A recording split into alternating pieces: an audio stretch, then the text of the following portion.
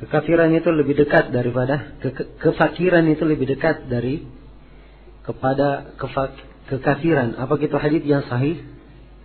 Haditsnya itu bunyinya kadal faqru yakunu kufran. Hampir-hampir saja kefakiran itu menjadi kekafiran. Ya. Ini hadits yang lemah. Hadits yang lemah. Masyhur di lisannya khatib-khatib di mimbar Jumat. Ya, tapi dia tidak tahu itu hadits yang lemah. Allahul musta'an. Nah, memang kefakiran adalah muskilah, adalah hal yang masalah.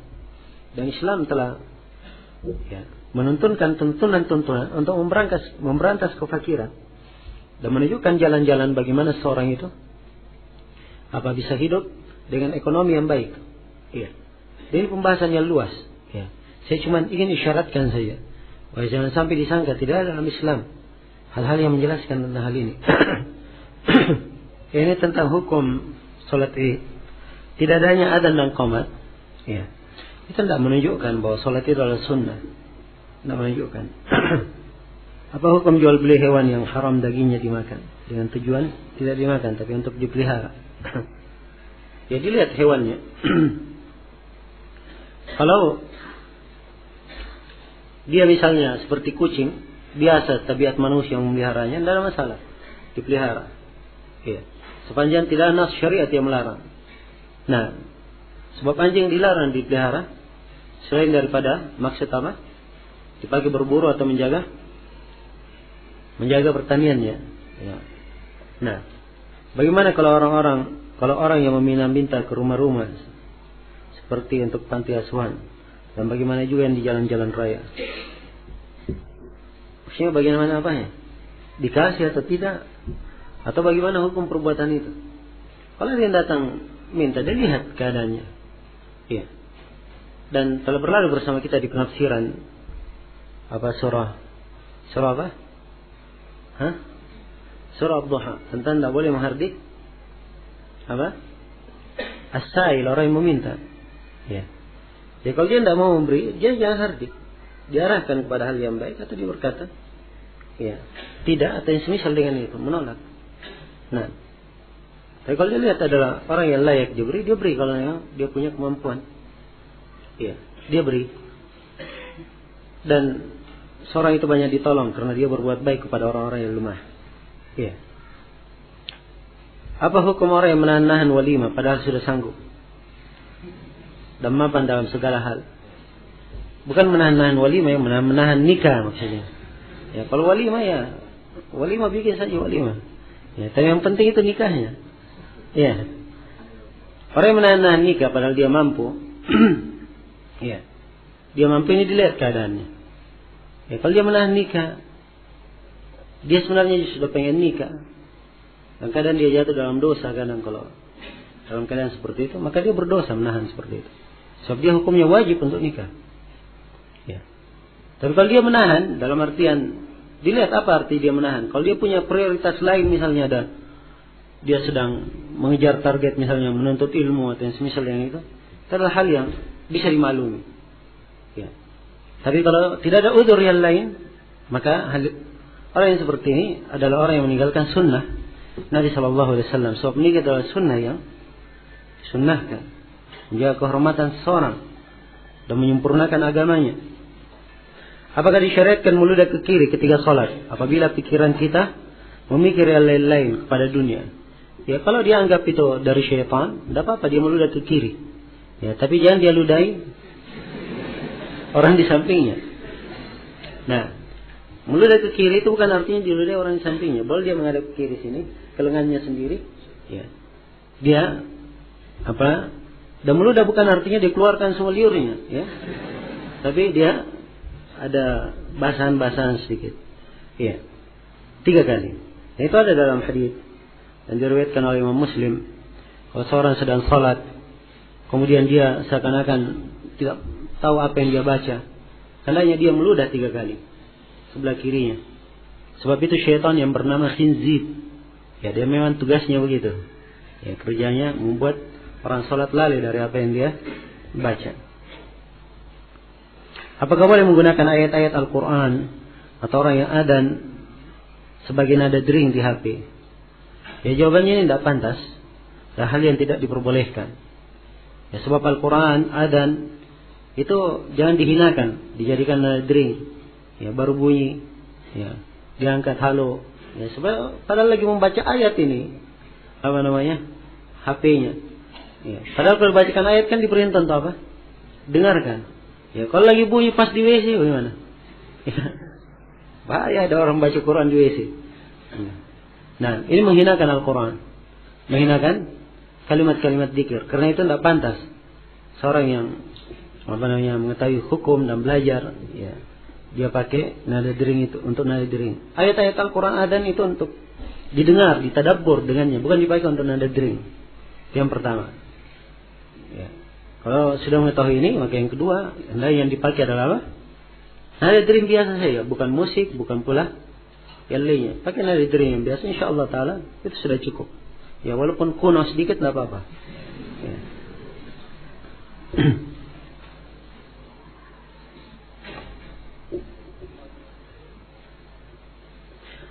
Apa-apa doa yang dibaca untuk mendoakan kedua orang tua yang sudah meninggal? Doa alhamdulillah banyak doa dibaca untuk kedua orang tua. Ya, dan saya nasihatkan kepada akhi yang bertanya ini untuk ya membeli buku-buku tentang doa-doa pilihan. Ya, tapi dari ulama-ulama yang baik, seperti buku Syekh bin Baz rahimahullah, doa-doa pilihan, ada bukunya Ibnu Qayyim, ada bukunya Ibnu Taimiyah Al-Kalimut Thayyib, ada bukunya Ibnu Qayyim Al-Wabil As-Sayyib. Ini semua sudah diterjemah. Ya, ada buku-buku yang lain. Hal yang bagus kalau seorang membaca doa, dia menghafalkan doa-doa. Ya. Doa itu senjata benteng seorang mukmin. Nah, karena itu dia harus berbekal dengan banyak doa. Apalagi kalau dia sering perjalanan, ya. Maka gunakan saat perjalanan waktu-waktu mustajabah. Nah, bolehkah seorang mengambil upah dari khutbah Jumat? Jawabannya kalau masalah boleh atau tidak, jawabannya boleh saja, tidak ada dalil yang melarang. Tapi kalau berkaitan dengan masalah, ya, orang yang berkhutbah itu sendiri hatinya dan berkaitan dengan orang yang dia khutbai, ini kadang suatu posisi dia tidak boleh mengambilnya di satu posisi, ya, dan di satu posisi yang lain kadang dia harus mengambilnya, ya. Sebab kadang dihadapkan pada sebagian masyarakat yang kadang menganggap seorang khatib itu terlalu sombong kalau tidak mengambil, ya, hal mungkin dianggap masjidnya kecil sehingga ini diremehkan atau semisalnya itu. Ini pernah diketemukan hal-hal yang seperti ini. Ini saya berbicara tentang apa? Pengalaman. Ya. Jadi dalam hal yang seperti ini kita lihat kepada hukum asal. Adapun keluar dari hukum asal tersebut, nah di sini seorang khatib melihat keadaan dirinya dan kemampuannya dalam mengukur apakah dia mengambil atau tidak. Nah, sahihkah hadits yang biasa disampaikan oleh jemaah tabligh bahwa di akhirat nanti ada orang yang ditarik kakinya dari sorga oleh tetangganya yang belum dia dakwahi?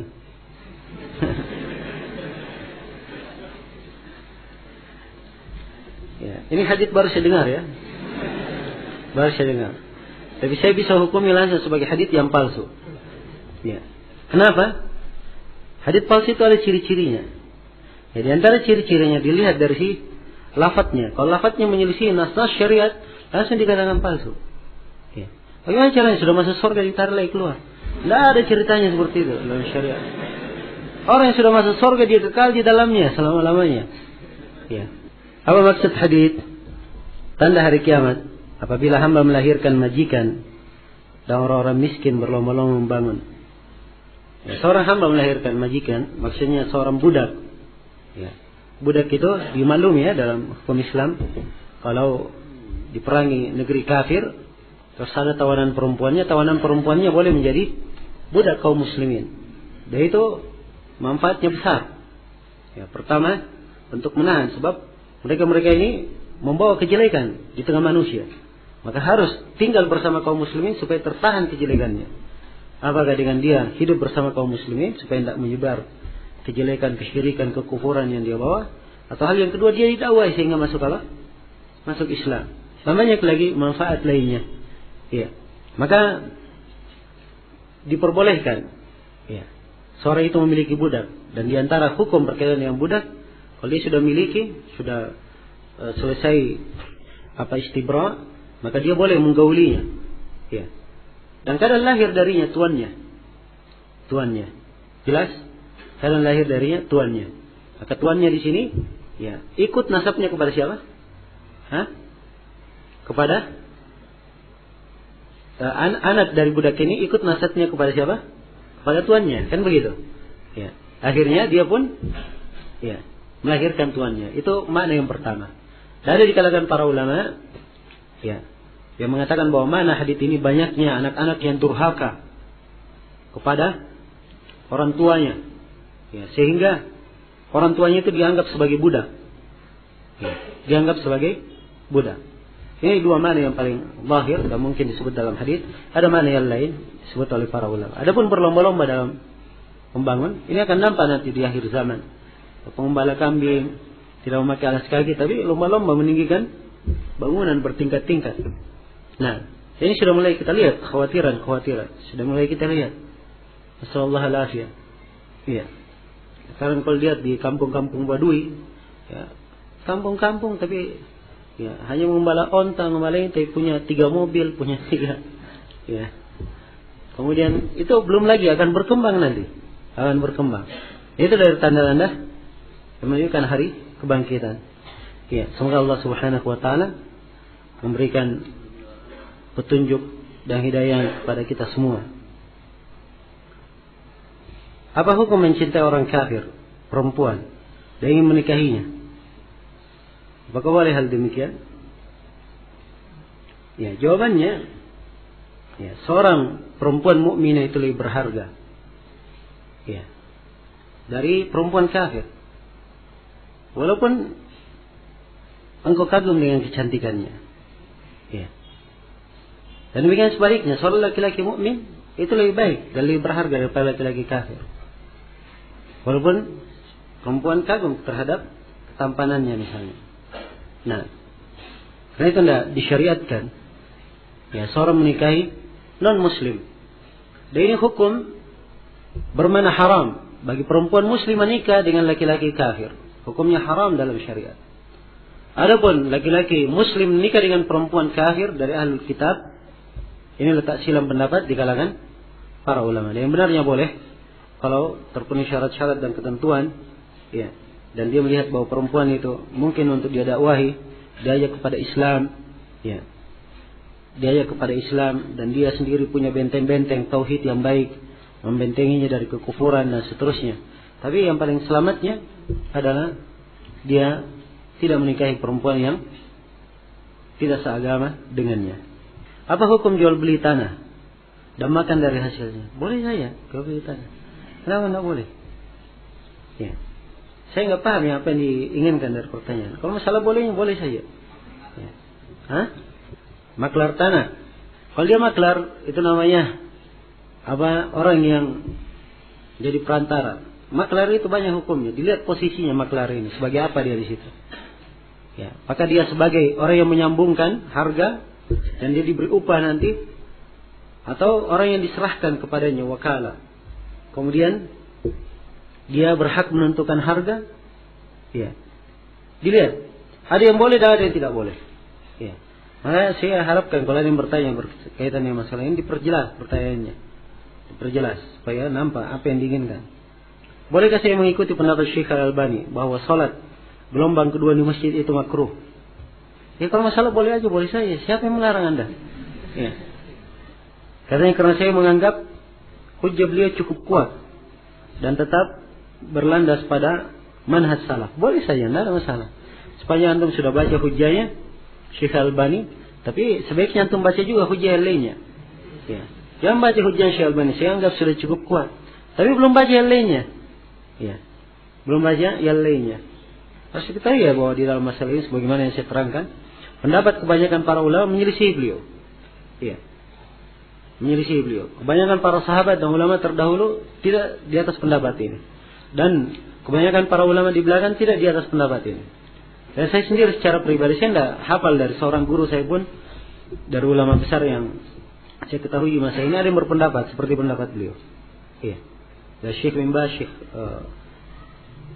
Ibnu Utsaimin, Syekh Shalih Fauzan, Syekh Muqbil, ya, dan lain-lainnya Saya tidak mengetahui ada yang sependapat dengan beliau di dalam masalah ini. Kalau antum lihat, sudah baca, pertimbangkan, antum condong kepada pendapat beliau dengan dalilnya, silahkan, tidak ada yang melarang. Ya. Tapi ingat ya, dia baca dalil, dia pertimbangkan. Ya. Nah, bolehkah membaca novel Islami? Apa itu novel Islami? Bagaimana? Ya. Seperti apa misalnya? Ya. Nah, seorang jangan menyibukkan dirinya dalam hal-hal yang tidak ada manfaatnya bagi dia. Iya. Tidak ada manfaatnya bagi dia. Beda dengan orang yang misalnya dia adalah penasihat di tengah manusia. Dia juga kadang harus tahu apa yang berjalan di tengah manusia. Dia baca dari itu ada manfaatnya bagi dia. Ya, dan supaya bisa ada gambaran bagaimana keadaan orang-orang sekarang ini. Titik bahaya yang kadang bisa menyerang umat. Tapi kalau dia sendiri, ya, kadang belajarnya saja ya belum beres, banyak ilmu yang belum dia ketahui, dia baca lagi hal-hal yang seperti ini. Itu namanya hatinya dijadikan sebagai tong sampah. Ya, maaf ini ya. Dia masukkan padanya hal-hal yang tidak baik. Ya, sebab kalau dia membaca dari hal-hal yang seperti itu, dia akan mendapatkan hal-hal yang sangat tidak baik. Nah, jelas ya? Dan saya pernah melihat dalam sebagian disebut dengan novel Islam itu, kalimat-kalimat kadang mengandung kalimat kekufuran. Ya. Orang kan dari sisi bahasa, oh indah bahasanya. Tapi dia tidak tahu dari sisi syariat itu adalah hal yang mengandung kekufuran. Kadang mengandung kesyirikan. Ya. Kadang mengandung syirik. Sifatnya syirik. Kadang syirik akbar dan kadang syirik apa? Syirik asghar. Ya. Orang tidak pandai membedakan ini, dia hanya saja dengan keindahan bahasa. Ya, keindahan bahasa. Ya, dan ada dari bentuk keindahan bahasa itu membuat orang tersihir. Ya, karena itu Nabi sallallahu alaihi wasallam bersabda, "Inna minal bayani la sihra." Sungguhnya dari penjelasan itu ada yang bentuknya apa? Sihir. Ya. Apa hukumnya barang temuan HP? Ya, gimana caranya nemu HP? Ya. Kalau tidak ada nomornya di dalam HP tersebut, ya kalau ada nomornya kan, ya selesai masalah. Ya tunggu aja sampai ditelepon, ya kemudian berikan kepada pemiliknya. Tapi kalau tidak ada nomornya, dia temu, maka dilihat di mana dia ketemukan HP itu. Nah, kalau di posisi yang mungkin orangnya diketahui, ya dia tunggu sampai orangnya datang. Tapi kalau di posisi yang tidak diketahui orangnya, dia pegang, dia umumkan HP itu. Dia umumkan. Ya, dan saya kira sekarang harga-harga HP, ya, harga-harga HP sekarang mungkin tidak ada yang di bawah 1/4 dinar. Ya, dan semisal dengan itu. Ya, kalau misalnya harganya di atas 1/4 dinar harus diumumkan selama setahun. Ya, tidak ada pemiliknya, baru boleh dia pakai. Boleh dia pakai, tapi itu pun kalau pemiliknya datang, ya harus dia serahkan kepada pemiliknya. Nah, baik, waktunya sudah berlalu. Insyaallah taala kita lanjutkan pada pertemuan yang akan datang. Subhanakallahumma bihamdik, asyhadu an la ilaha illa anta, astaghfiruka wa atubu ilaik. Walhamdulillahirabbil alamin.